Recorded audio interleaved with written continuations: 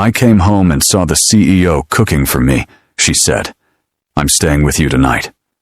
I almost dropped my keys when I opened the door. The smell of garlic and butter hit me first, then the sound of a pan sizzling, and finally, the sight that made my brain stall completely. The CEO of my company was standing in my tiny kitchen, barefoot, wearing one of my hoodies, cooking dinner. She turned around like this was the most normal thing in the world and said, "Hey, you're home early. Dinner will be ready in 10 minutes. For a second, I honestly wondered if exhaustion had finally broken me. 3 months earlier, I was just another mid-level employee trying not to get laid off. My name is Daniel. I live alone in a small apartment, paycheck to paycheck, the kind of place where the heater makes suspicious noises and the couch has seen better decades.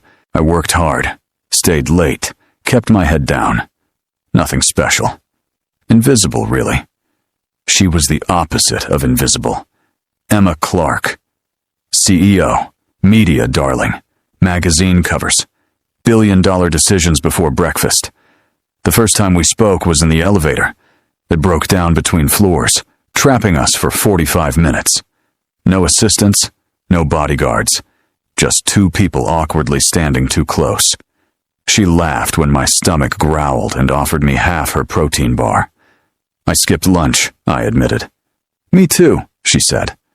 Bad habit when you're pretending to be superhuman. That was the first crack in the image. After that, she started noticing me, asking how projects were going, remembering my name.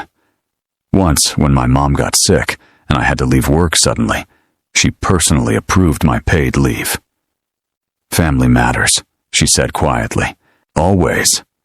I didn't realize how rare that kindness was until later. The night everything changed started horribly. I'd been called into HR that afternoon. Budget cuts, restructuring. They said my role was under review, which is corporate language for start updating your resume. On my way home, my car broke down in the rain. I walked the last mile, soaked, angry, humiliated, rehearsing how I'd stretch my savings if the worst happened. That's why, when I unlocked my door and saw her in my kitchen, I thought I'd finally snapped. "Emma," I said, "why are you in my apartment?" She smiled gently. "You left your laptop at the office. I went to return it, and your building manager mentioned your car trouble." My mind raced. "You didn't have to." "I know," she said. "I wanted to." She plated the food and set it on the table like she'd done this 100 times. "You look like you haven't eaten," she added. I sat down, still stunned. The food tasted like something out of a restaurant. Warm, comforting, real. And suddenly, without warning, I felt my chest tighten. I hadn't realized how alone I'd been. Halfway through dinner, she stopped eating. "Daniel," she said, "I heard about HR." My fork froze midair. "I didn't want to say anything at work," she continued, "but I need you to know something. I stopped the review." I stared at her. "Why?" She looked down at her hands. "Because the numbers didn't tell the whole story. They never do." Then she took a breath and said something I never expected. "I started this company with people, not metrics. And lately, I've forgotten that." The room felt heavier. She stood up, walked to the window, and said quietly, "My husband passed away last year." I didn't know that. The news never mentioned it. "I went back to work after 2 weeks," she said. "Everyone praised my strength, but no one asked if I was okay." She turned back to me, eyes shining but steady. "You did. In that elevator. You didn't even know." I remembered it then. "Are you okay?" Just a simple question. She smiled sadly. That question stayed with me. I didn't know what to say, so I just listened. She told me how lonely success can be, how people stop seeing you and only see what you represent, how every room is full, but no one feels close. "I don't need another hotel tonight," she said softly. "I don't need silence. I need humanity."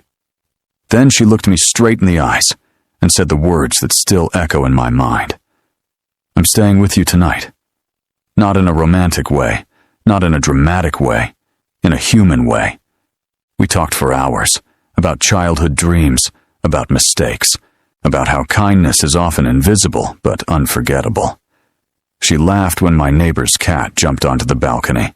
I fixed the heater with duct tape and pride. At some point, she fell asleep on the couch, wrapped in a blanket, peaceful in a way I'd never seen her at work. I realized something then. Kindness isn't about power, it's about presence. The next morning, she left early. Before she walked out, she placed a note on the table. Thank you for seeing me. Don't ever stop being the person who asks. At work, nothing changed on the surface. Same meetings, same titles. But everything felt different. She started a new initiative focused on employee well-being, real conversations, real flexibility, real compassion. And me? I stayed. Not because I was saved, but because I mattered. Sometimes when life feels heavy, I think back to that night, to the smell of garlic, to a CEO cooking dinner in a small apartment, to the reminder that no matter how high someone climbs, we all need the same things: to be seen, to be cared for, to be human. And if kindness can cross that distance, maybe it can cross any distance at all.